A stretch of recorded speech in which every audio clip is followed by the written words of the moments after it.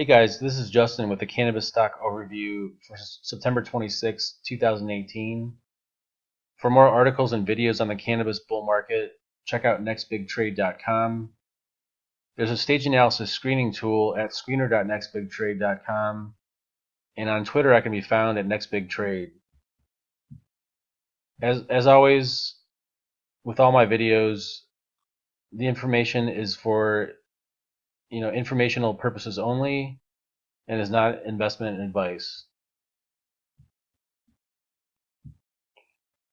I want to start by looking at the S&P 500. I think it's quite possible the S&P 500 could correct back down to the previous former high in January of 2018, simply because it's pretty common for a market to go back and retest a former level that it broke out at, and we haven't really seen the S&P 500 retest the former resistance level that was established back in January and early February of this year.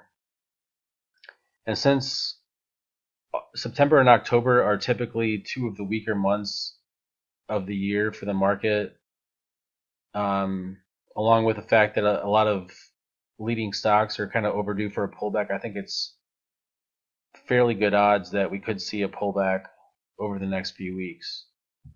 And one sector that I'm looking at to kind of gauge how strong the market is the financial sector. This week so far, we've seen the XLF, try to break out above 28, but then this week it's starting to fail. And also the KRE regional bank ETF is starting to fail as well. And if the financials roll over a little bit, I think that could put pressure on the overall market. Now, looking at the cannabis stocks, I've talked about Aurora Cannabis a lot on some of the recent material I've put on nextbigtrade.com, and now it's my biggest winning trade of the year. But I've taken some profits on this stock as we got, over the last couple of days, simply because, the cannabis stocks are starting to, come under a little bit of selling pressure, and again, with the overall market potentially looking like it could pull back, I think there could be further pressure coming into the cannabis stocks. And like I've said in past videos, taking partial profits is always a good thing to do into uptrends so that you have buying power when the market pulls back and there's better buying opportunities.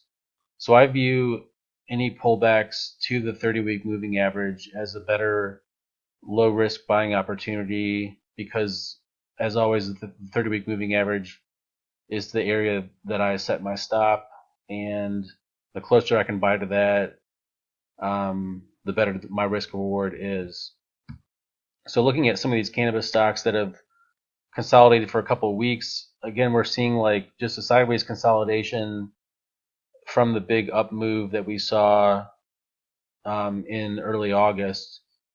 And this is why it's so important to buy immediately when you see these stage 2 breakouts, is because a lot of times these up moves go very quickly, and if you're caught late in an up move, you have to wait for consolidation before another uptrend resumes. So that's kind of what we're doing here. We're consolidating sideways, and we've got selling pressure above 16 and a little bit of support below 14 as this stock consolidates. Canopy Growth kind of has the same thing, sideways consolidation, with the stock exhibiting some overhead selling pressure when it gets above 52.5. The same thing with Kronos Group. We recently saw it try to break out above 13 and make a new high, but has since failed. I consider that another kind of warning sign in this sector that it's still under selling pressure, and I would not at all be surprised if these cannabis stocks fell further over the next few days, 2 weeks, to get more kind of optimism out of these stocks and set up another move higher as the market consolidates and gets closer to its 30-week moving average. Now, New Age Beverages, this stock came out of nowhere just last week and really just rocketed higher in a stage 2 explosive breakout. And I was fortunate to be, catching the stock in the mid 2s, and I sold this stock all the way up, in the 3s and the 4s, in the 6s, in the 8s, and, took some big profits in this stock, and when it was up here, it was way too far extended from its 30-week moving average and ripe for a big correction. I didn't really see the correction going down as far as it did, and I've actually bought shares again on this big move lower, and because I view this stock as having a lot of potential, after this bull market move resumes, but it definitely could consolidate further along with the rest of the cannabis stocks. And again, there's going to be a little bit of supply and selling pressure now in this stock because it's, there's so much volume that occurred above where it's sitting at now. So I think there's going to be, potentially, multiple weeks more of consolidation before the stage 2 uptrend in this stock resumes. Now, another tell, just like Kronos Group, Supreme Cannabis tried to break out a couple days ago and failed. And again, this is another sign that the sellers are somewhat in control right now in the cannabis stocks. And, when you take all this evidence together as a whole and you see stocks acting weak, it's telling you that sellers are in control for now, at least. And, you want to be more defensive until you see the buyers come back in and take control of this market.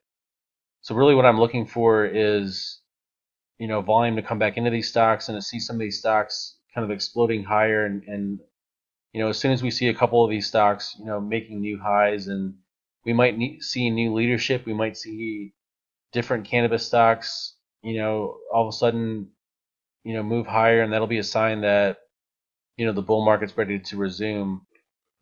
So just to summarize, I've taken some profits on the way up, and I've got cash to put back to work if we do get a further pullback in these stocks. And based on the way they're trading right now, I definitely would not be surprised to see further pullback in these stocks, along with a pullback in the overall market before we see a potential, rally into the end of the year for the overall market and the cannabis stocks.